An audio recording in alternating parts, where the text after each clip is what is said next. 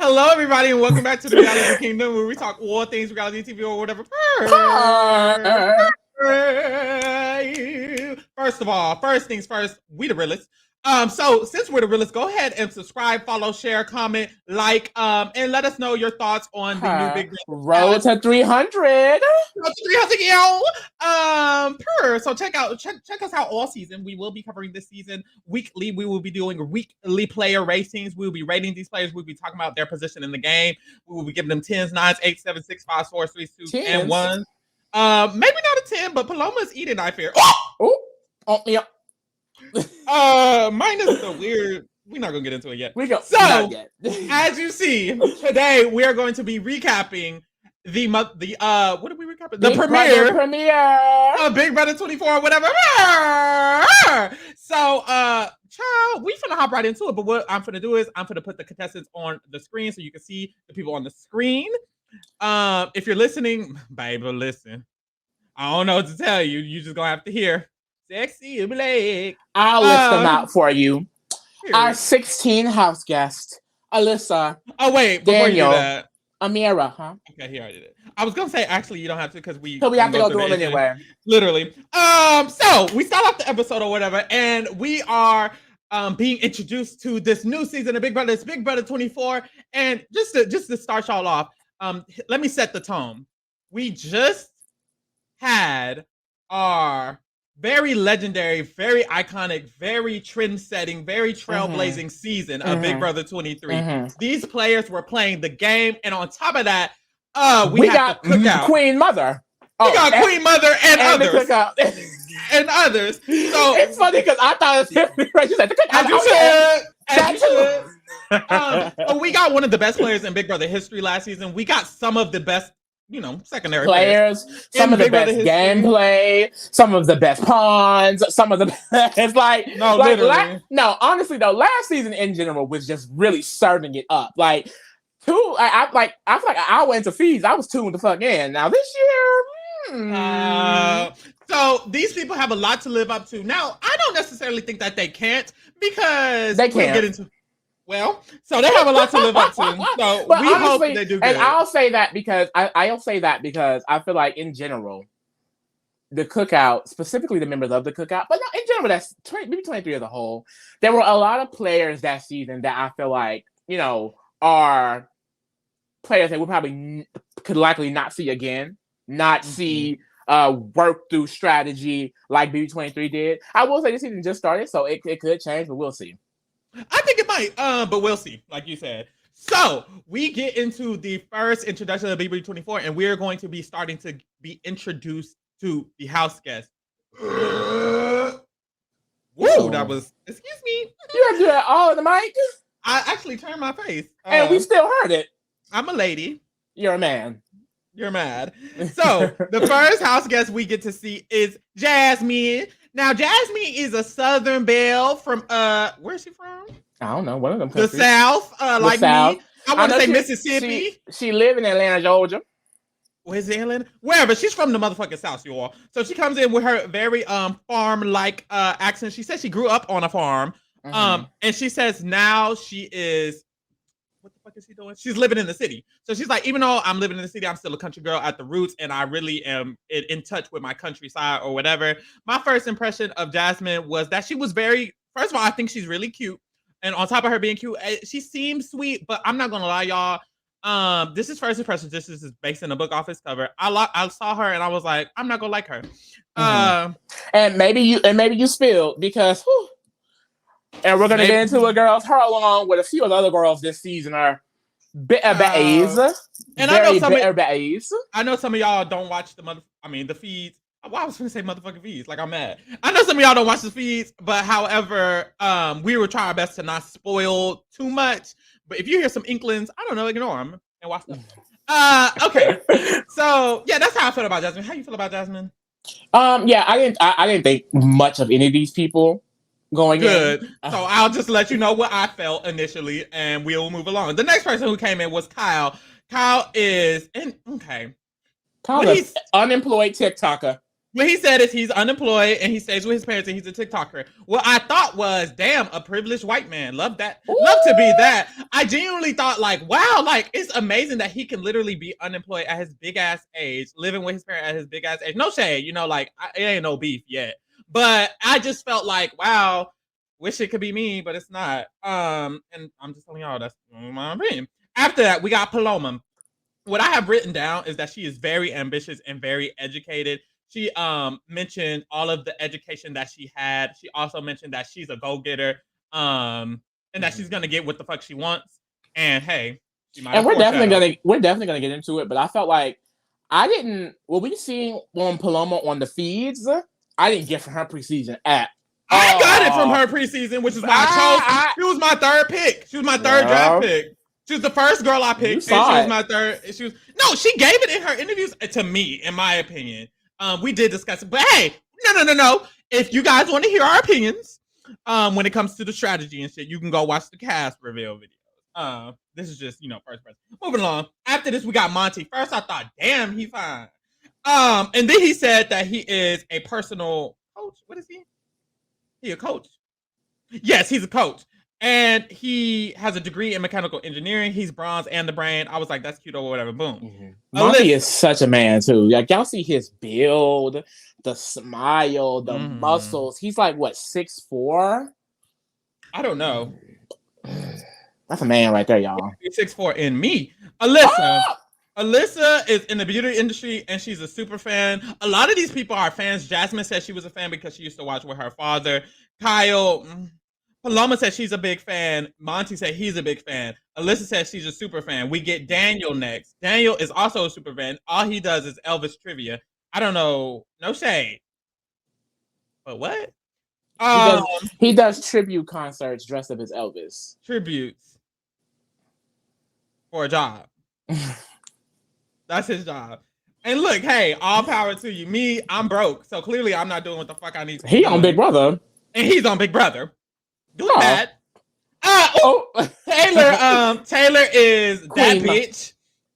What I saw when I saw Taylor was a bad bitch. I saw hashtag the it girl. I saw hashtag she's gonna have the girls mad. And how sadly that was true. The prophecy will always come true. After that, we get Michael. Who is Michael? Oh, we get Michael. Michael, it's still a new cast, y'all. Child, Michael is an attorney. He is also a super fan, allegedly. And he is hope for Miss Mike. And he is a certified genius, allegedly. Child, clearly that doesn't mean nothing for Big Brother because the last genius lost, and then the last genius, well, she ate it up because Hannah is a genius. We move. Nicole is a private chef. She works on celebrity people, and she chefs for them. But she was a former police officer. And she is allegedly a super fan. It's giving. I think she actually is because when she in her preseason, she was mentioning a lot of specific people. She said she loved Derek, she loved Xavier. She was someone like preseason going, and I'm like, oh, she's gonna take it. She's taking it. And when she says super fan, it gives me like the super fan to watch who's watched all the seasons with their family, not the super fan who watches the feeds. And I think those are two categories of super fan. Some people think because I've seen every season with my family, I am a super fan.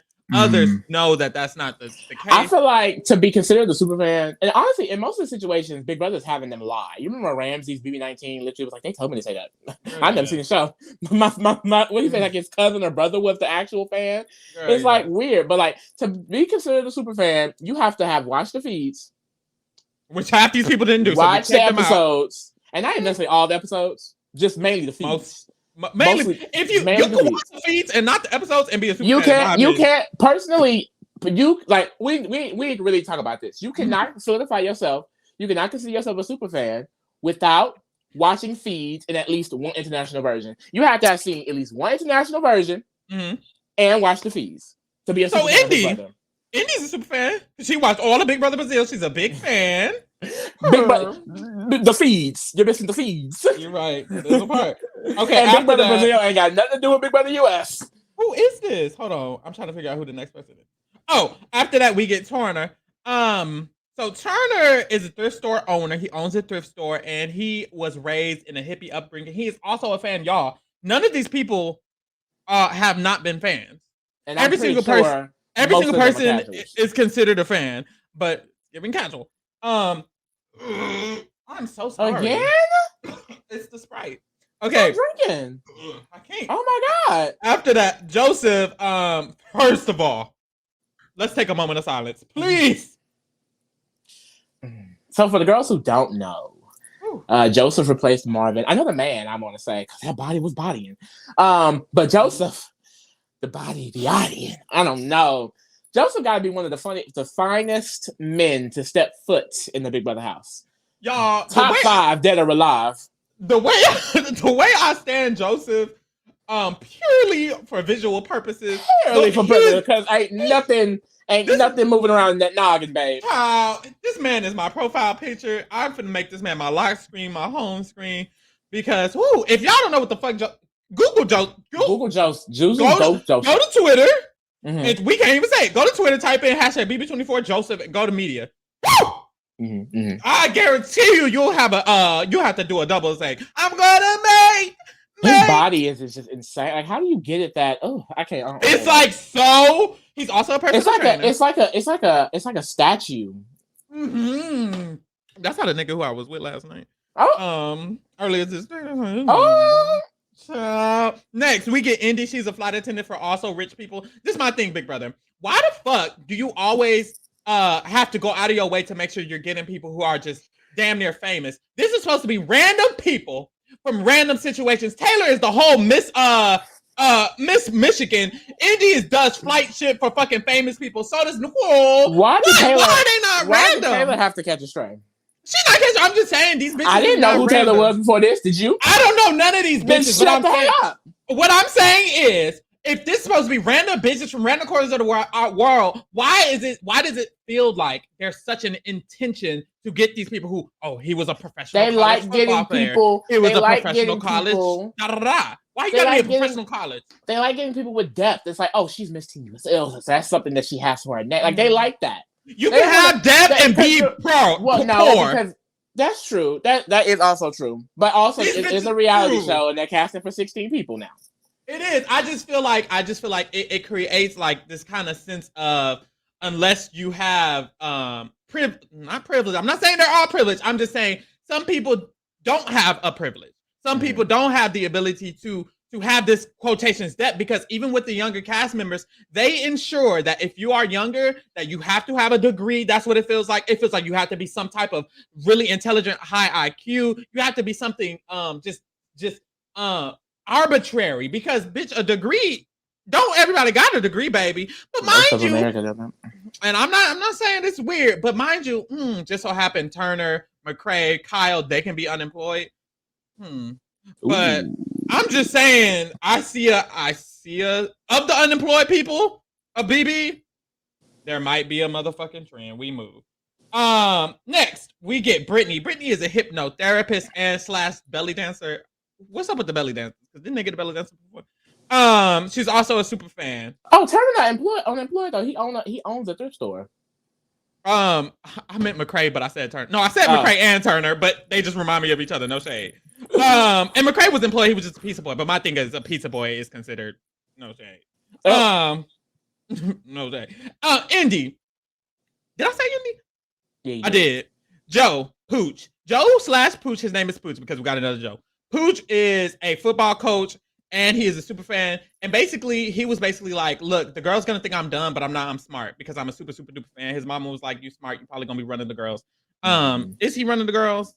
Who knows? But one thing about him, he really is cute as hell. I mean, and then the eyes, I can't get over it. Like, okay, if you had to rate the boys, because you said half the boys are fine.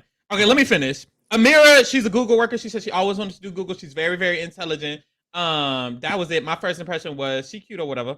Now, if you have to rank the boys, no, don't do the bottom. Just do the top 4 boys, because I don't want to see Joseph, Pooch, Monty. You can leave it there. All at the same time, actually. The sound effect after you said oh God. All right, y'all.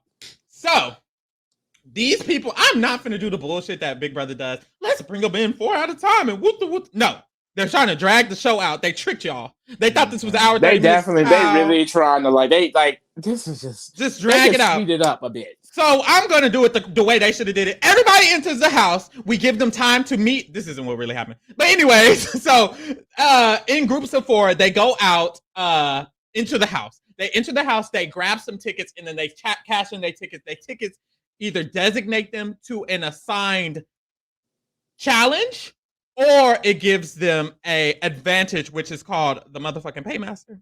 No. The backroom. The backstage boss. Yeah. So either you're the backstage boss, or you will be assigned to one of these competitions, one of 3 competitions, which will play out right after this. So to break it down for you, everybody cashes in their checks, and this is the breakdowns of the challenges. There's a challenge called Porta-Potty. That is Paloma, Jasmine, Monty, Kyle, and Nicole. There's a challenge called Piercing Tent. That is Taylor, Brittany, Turner, Joseph, and Terrence. Why are there so many similar names? Like, y'all can't find nobody with a different name? And then there's one called, I don't even know, but it's something merch. The merch one is Michael, Alyssa? So many names. What the hell? Daniel, Indy, and Amira. Like, half of these people were on last season. Brittany. Shut up. No, seriously. Okay. And then Pooch gets the backstage boss.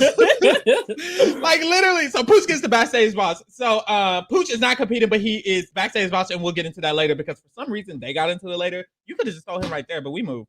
It's the expense factor. They love to, keep the girls guessing. Expect the unexpected. Expect the unexpected. Mind you, it was expected that somebody would win safety. Yeah. They've been doing it every year. Okay, so the 3 challenges are going to be played with those people in it. If you win the challenge, you move on to the final HOH challenge. There will be 3 people playing in the final HOH challenge. So first, we do the Porta-Potties. The Porta-Potties is you're going to hear a message over the loudspeaker, and the loudspeaker message is going to include numbers 1, 2, or 3. You have to be the first. No, you have to buzz in with the correct option of which one of those numbers was said the most times. If it was 3 the most times, you got to buzz it in. If you're the last to buzz in, you're out. Or if you buzz in wrong first, you're out. So, boot, they play Monty wins. Congratulations. King. So, Monty already has a slot in the HOH competition. Then we go to the piercing tent. The piercing tent rules are there's an image with jewelry on somebody's face. Y'all have jewelry in front of y'all. You have to match the jewelry in front of y'all to the jewelry on the man face on the image and be the first one to do that quickly. And then you win that challenge. Turner wins. Boom. It's Monty and Turner in the HOH as of now. The last one is a merch competition. You hold on to a thing, and if you fall, you fall. If you don't fall, you move on. Boom. Daniel wins. So the HOH competition is now between Daniel, Monty, and Turner. This challenge is you will race to gather some puzzle pieces and put a puzzle together. They do that, Daniel wins. Hey. Yeah. I do want to speak on the competitions in general because I feel like usually with the first competition, and we say this a lot, we complain about the comps not being equitable. And I do feel like even though no women won, it was an easier possibility for one of them to do so. I mean, one of the challenges, it was literally mental. The second one, it was some random earring thing. And the last one was endurance. How the fuck Daniel 6'3" tall ass one? We don't know. But hey, it's like, I do think it seems like they're moving to a direction for more equitable comps. I know Julie mentioned preseason that this season will feature brand new comps that you've never seen before. I feel like we've never seen a good 3 of those comps, We've seen a regular endurance comp, so that wasn't too different. But in general, all 3 of those comps were kind of different. I like them, and I feel like I hope this is a norm moving forward because if they just have to go out there and hold on to something or move a ball with this heavy ass thing, it just would have been, I feel like Daniel winning. Yeah, he's a pretty athletic guy, you know what I mean? But would he have necessarily won a specific other competition, like a more physical type thing? Could he have outbeat some of them other guys? I don't think so. I mean, by splitting them up in this way, it really evened it out. Yeah, it does. And that's one of the main things that can help fix Big Brother, along with the cast, which they have done great at fixing, because even this cast has shown that the dynamics are playing out in, just not the same way that they usually do. which is good. So along with the cast, the competitions really needs to be way more equitable. Everyone needs to have a chance to win. It's a shame that the girls have to talk about in the house, like, well, what are we gonna do about these physical comps? Because we just won't win. It's not fair. Like, it's not like a girl. Most Like, how physical can you comps are sit won by a man. like So, that? But that's sad. It's like and that they just know it, shows so to they have to show talk that about it's it. skewed that way. But the thing is, it's like we don't even know if it's going to be changed. That was just the first HOH. But it should be changed because we have to hear this every single year. The women need to rely on the men because the competitions are just not skewed for them. And then they rely on the men. They make it to the end, and it's a bunch of competitions that the men can win, so they lose. It's so rare that women win because of the competitions. It's literally because of the competitions, the equity of the competitions. At the end, if it's a bunch of men and one woman who had to link up with a man, or even if it's a woman in the final two with the man, it's gonna seem like she had to rely on him because of this skewed of a competition. But honestly, even there's misogynoir just dipped all in that, because even when Holly was eating up the competitions, they still voted Jackson. It's like, y'all are weird. Move along. So after this, we get the HOH winner is Daniel. Now we move on to Pooch. So Julie tells Pooch, she says, first of all, Pooch, you can't play in no competitions. You can't vote. However, and you can't be nominated. However, you can't be nominated. So he can't play shit and he can't vote, but he can't be nominated. And now he has to pick 3 other people to also not be able to play the competition, also not be able to vote, but also not be able to be nominated. But they can be evicted. And this is when I get annoyed.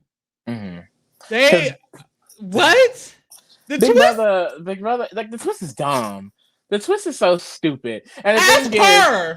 And the thing is, if it wasn't for the decision he chose in making the decision, he could have got some serious enemies from this. You almost ruined his game. I mean, literally, the twist is to put 3 people's game in jeopardy. Why are we putting 3 people's game in jeopardy on night 1? And Pooch was like, right now? And Julie was like, well, yeah, we would prefer that. And he's like, I don't even know. He was like, I don't even know their names, Julie. And she's like, well, I'm going to let you watch these videos about them. He's these like, random ass videos. They're not even videos when they're right there and they can just talk to him. At least give them. It would be different if they was like, okay, we'll give y'all some time to each have one-on-ones with something. This is the fucking social strategy game, and you got this man randomly fucking that was given. That was given BB Can. This whole first HOH was given BB Can, now that I think about it. It was. So Pooch decides on the first people to fall off. And honestly, it sucks because the first people to fall off were women. And then the last people to win were all men. And it's like, sure, the comps are equitable, but damn, are they? Because look how it still shapes up. I will say, initially, I was kind of happy because no blacks were picked. And, period. And that's I was gagged. But then I was like, oh, shit, then it's all women. He chooses Alyssa, Paloma, and Brittany, and he doesn't intend to choose them like for any specific reason. They were just the first 3 who fell off the thing or who lost the competition, the respective competition. So Alyssa, Brittany, and Paloma can't be nominated, can't play in the comps, and can't vote. However, they can be evicted, and we will get further information on that on finale night. It's giving this week. They didn't have a Sunday competition planned, so they wanted to do all of this extra shit, and that on next week, that's when they're going to start the Sunday competitions or which will probably just be safety. Which will probably just be a safety twist because they are so bland and boring and they don't know what the fuck to do. No shade. So, y'all, that was the episode. And that's the thing. We dragged it out. I could have made this real short. It's been 20 minutes. That's it. 20-minute episode recap for an hour, 30-minute episode. Y'all are sick. Yeah. Anyways. Child, now that the episode's over, we have gotten 3 days of the feeds. 3? Yeah. 3 days of the feeds. So we have 3 days worth of, leisure information. We're not going to dive deep into it because if y'all want to hear us dive deep into it, check us out on Tuesdays. Wednesdays? Whenever. Tuesdays or Wednesdays. When we will be posting the player rating podcast. We will do that weekly. So check us out for a deeper information about what's going on in the feeds. But we will give vague information right now. So disclaimer, if you are not a feeds watcher and you do not want to be spoiled, I suggest you skedaddle. If otherwise, you can stay here and we'll go talk about the fees real quick. Period. So, night 1, We get the feeds. The feeds turn on, and initially the cookout is formed. And the cookout is formed immediately. They're in the kitchen. They said, "We doing this?" Xavier said, "The cookout," and they said, "Mm-hmm." I think each of us should pair up with an opposite. I have seen that clip so much. Okay, all right, but nah, for real, y'all. That was the good old days, y'all. And now we're in the Black women are back to being targeted for being black. So let's go ahead. Literally, we're back in the stone. We're back in the Stone Ages, y'all. So the feeds come on, and initially, they're all just getting to know each other in a group setting. They're basically grouped up for a very long time. It seems like, ooh, are they ever gonna talk game? And then we get Paloma and Alyssa. Paloma and Alyssa have a conversation in one of the rooms, and basically they're like, bad bitches link up. Bad bitches link up. They decide. They make a final two. They make a final two. But this is what really, because basically the bulk of the strategy we saw for like so far in these last 2 days comes a lot from Paloma and this girl structure that was formed. We're going to deep dive more into it on Tuesday, but basically this structure of girls, which includes, Alyssa, Paloma, Jasmine, Amira, and then loosely Brittany and Indy. The four I named at first, minus Brittany and Indy, they seem to bond over one thing. And that was hating a bad bitch named Taylor. Now, I don't understand why Big Lotto and her backup dancers are so pressed about Taylor. I'm not sure what Taylor did to get Miss Paloma Payola so pressed. But I'm going to need all of them to stop speaking on a black woman. Okay? A beautiful black woman at that. But basically, they've been pressed down, and that fuel of hatred has solidified them closer together. So essentially, it's guys v girls. So there's also a loose guy structure with Pooch, Turner, Daniel the HOH, Monty, Kyle. And then there's another structure, the Mamba Six. So half of those boys and half of those girls that were just mentioned. Monty, Kyle, and Michael. And then Paloma, Amira, and Alyssa. Irrelevant. So the only thing that's really solidified at everything we just named is the girls thing. That's with Brittany and Indy, and the Mamba. The boys hasn't been solidified yet.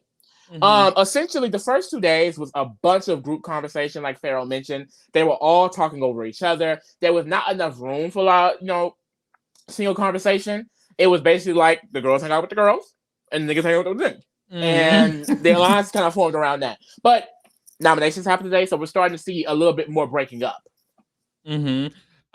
So basically, like Lee just mentioned, that's how the house is generally set up. However, what's making the game interesting, and I can already tell that this game is going to be way more, interesting than we've had before the change of casting, because there's a shift in gameplay. It's not anymore a big 8 alliance. It's now a 6. The Cookout's impact, I fear. So now everyone is aware that the optimal strategy to win is a 6-person alliance, and I feel like it is, and not just the Cookout, because level 6 was a good alliance, and so was the committee, and they were also 6. And the committee was like 10 people. I'm not gonna count that. It was 6. It was all of them. It was all of them. Let's be honest. That was the first time I feel like an alliance. It was like that was just a group. That wasn't even an alliance. It was literally a group against 4 people. That was no. Right. So we'll just keep it at the Cookout. The Cookout's impact. And level 6 did their thing too. I'll give them that. But that's the thing, and that's what's happening with like this 6, the Mamba 6, I know we already mentioned the Girls Alliance has 6 people, and the Mamas Alliance has 6 people, and I feel like both are, because everyone knows that 6 is the golden number now. However, what's interesting about 6-person alliances is that they are harder to gain. It's harder for people to gain control of the house. When it's an 8-person alliance with 10 stragglers, that's everybody. Yeah. When it's a 6-person alliance, there's 10 people not in the alliance. But that's the thing too. It also intensifies the gameplay. That's why I said I feel like Amira, people like Amira, Paloma, Monty's talking to a lot of people. Like a lot of people are being very, very sociable. And then you even notice a lot of people are mentioning Tiffany, the cookout, the master plan, things like that, because they know that kind of like that pawn, that add-on strategy. I mean, Paloma just mentioned it today. Like, oh well, these are our pawns, and this is the main group, because that's it's going to be the strategy moving forward. I mean, come on, cookout, the impact. The impact, period. So, yeah, honestly, so in general, that the Mama Alliance is them, and then they have pawns who are, well, really, they have a lot of pawns. They don't. It's like I said, nothing is too solidified yet. The only thing that's solidified in general is the alliance. The outskirts, it can be anybody, because the boys in that alliance, Monty, Michael, Kyle, well, not Michael. Monty and Kyle have a boys thing with Pooch, Turner, and Daniel that's not even solidified. Joseph is loosely with that, and he is not even in it. So any of those people can be their pawns. And then Paloma specifically, she mentions Brittany and India's pawns because her main alliance is Mamba, and she's kind of just using the girl thing. So that's kind of how that's happening right now. But it's only day 3.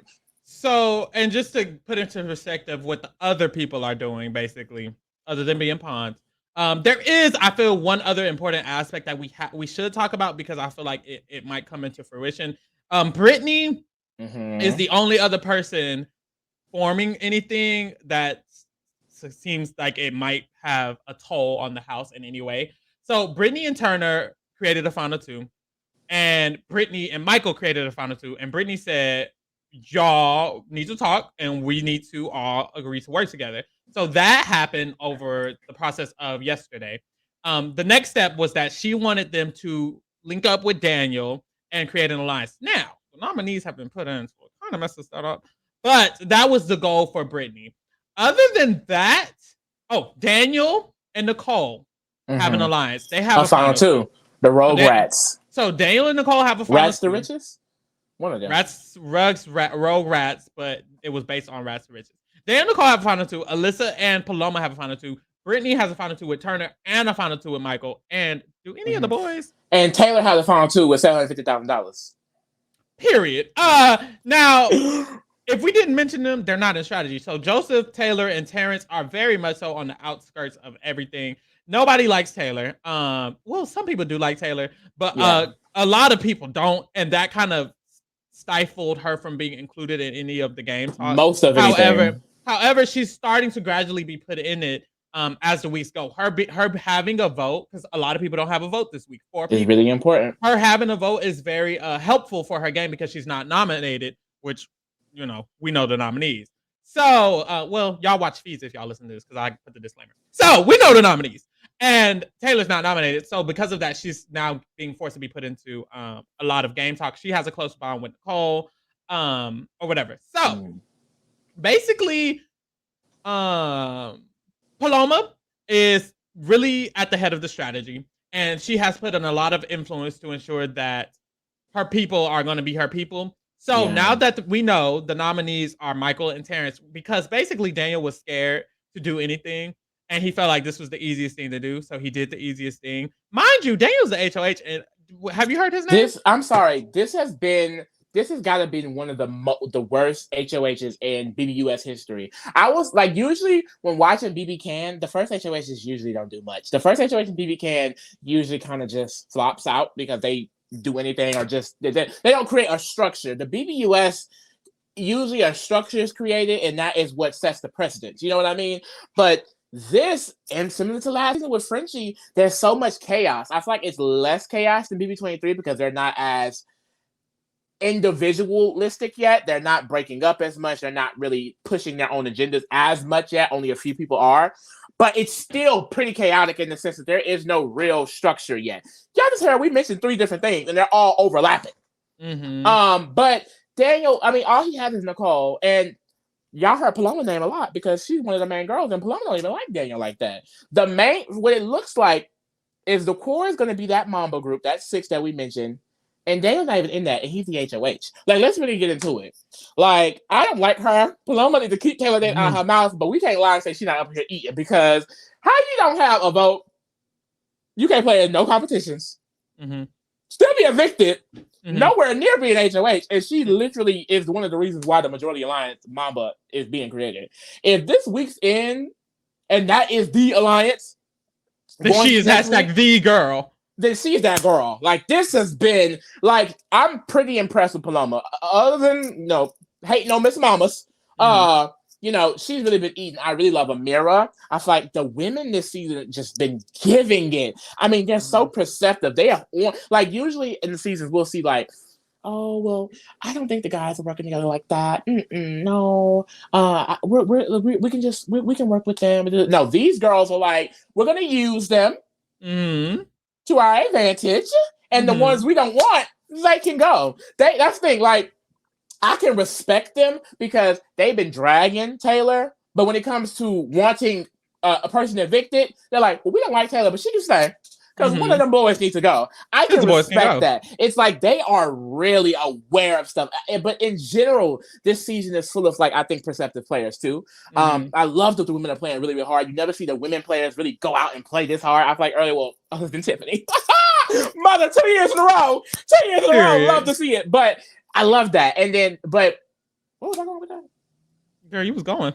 But yeah, it's just, this has been so much better. This is like, now I'm loving the newer era. Like this, like you mentioned earlier, like the BIPOC is just showing that, the same trends that we would usually get are kind of breaking up a little bit, and that's fun to see. Exactly. So I really think that other than Paloma, I think Monty is a very good social player. Almost everyone wanted him included in their plans. Similar to Paloma, and I think that's someone to watch out for. Other than Paloma would be Monty. I think a dark horse would be Brittany, and I think the sleeper is Amira. Period. To be honest, Amira has a directness about her that creates influence. Because Amira is one of the only people not afraid to push an agenda, other than Paloma, she now has a lot of the strategic force. The reason that Daniel kind of is positioning himself away from some of the boys, well, not anymore, but he was because of Amira. Amira had influence on that. Amira also has a lot of influence on the alliance because she imposes her opinion, and that's really impressive. So I think she's a sleeper. The other girlies needs to. I do think Pooch has a general good sense of the game. At the very, very beginning, I do want to say Pooch and Paloma were, like, in my mind, the top two. Pooch had the boys thing being formed. The reason that the boys thing did get formed was because of Pooch. And now, similar because of Pooch, he kind of shut down Amira's work. Amira put in a lot of work against the boys to Daniel, and Pooch locked that shit up. Yeah. So Pooch is somebody to watch out for too. The other guys, there's some people who just play the game a little more slower. There's also people who just need to learn the game a little bit more. I do feel like players like Indy, Joseph, and Taylor just need to find their footing. And Michael, they just need to find their footing. Everybody else, they've already started. Like, the race is gone. So get in it, baby. You gotta get in it. It is still the first 3 days though. I'm really happy. I'm hoping that we can see. Honestly, I want to see Amira, Paloma, and for the long call. I've turned over a new leaf. They've been dragging my sister Taylor, but like as someone who respects the game of Big Brother, they've been eating it. I'm definitely rooting for Taylor. She's still coming for that win. I don't care if the whole house hate her. She's coming for that win. Other than that, I feel like today, since nominations happened, the game is really starting, and I am starting to be a little bit more interested. I'm not gonna lie, y'all. These first 2 days was a snooze fest for me. Even with all the little intricacies happening, it was just so chaotic because they just all talked with each other. It's so annoying. I can't wait till people start getting evicted because that is. I do want to say, I want to give a different opinion because, that's just how I am. I honestly liked the first 2 days of the feeds. I genuinely did. I felt like it was still interesting regardless to see the process of what we led to. I still enjoyed that I got to see that because I remember watching Jasmine and Alyssa and Paloma just talk about themselves, just talk about their family. And eventually but that led to them being in an alliance. I understand it. A lot of the girls don't give a fuck, but it was interesting because you saw who gravitated towards who. And this season, which doesn't usually happen, the girls gravitated to the girls and the boys gravitated to the boys. Like Lee just said, all the girls was basically just talking. Well, he didn't just say it, he said earlier. All the girls were basically just talking, and all the boys were basically just talking. And this season, it seemed bland because it's just boys and girls. But in the past seasons, exactly. In the past seasons, it would be these people are talking, so let's see if they make an alliance. And this season, it just so happened was the girls and the boys, but then they started intermingling. So I like this. I think it's very visually, I feel appealing because it is just girls on one side, boys on the other, and we see the intersection. I just like it. I think it's a cute setup. It's really interesting, and I love it. I love it also too because it's entirely different from the last season. Like I feel like if no one's trying to play. Like I mentioned them, wanting to use the strategy, but like in general, it's like this is an entirely different game, and they're playing it in their own way. And I'm really excited to see how far I can go. I'm just like I'm an impatient person. Like if I can know the winner today, we talked about this. If I know the winner today, I would definitely choose another winner today. I want to know, and I still watch the entire season. I'm just impatient. I want to know, so I wanted them to hurry up and get to the game. That's what I'm here for. I don't give a fuck about your family, girl. I care. Yeah, per. So was there anything But see, else? that's the thing. That's a good thing that you care. I feel like for example, like Michael. Michael is someone who's a huge super fan, and we all thought was going to do well. And he's someone in the game, which we're going to get into on Tuesday. He's being really passive. He just started getting put into some stuff. He's doing good, but it was a really, really slow start. And then maybe that's because he couldn't have those. It's hard for some people to have them small talk conversations. I know I hate it. If I ever got casted, that would be my hardest thing. I hate small talk. I really do. Let's just get to being besties, okay? Yeah. Was there anything else you want to say too after that? No. I'm very optimistic about the season. Like I said, Taylor will be winning. Just want to manifest that one last time. But that's all. That's all. No comment. You don't have to comment, babe. No, let me play my. You'll comment in September. No comment. When she's walking. Is it September? You can hear that? Yeah. What was that? What it sound like? It was elevator music. Not elevator music. What that sound like? That's literally the name we made. Why are we doing this? Stop! I'm sorry. Yeah, okay, y'all. Just check us out for the rest of the season or whatever. That was that, and that was that. We'll be back Tuesday to rate the players and recap the entire week. We will. Shit, bye. What the fuck?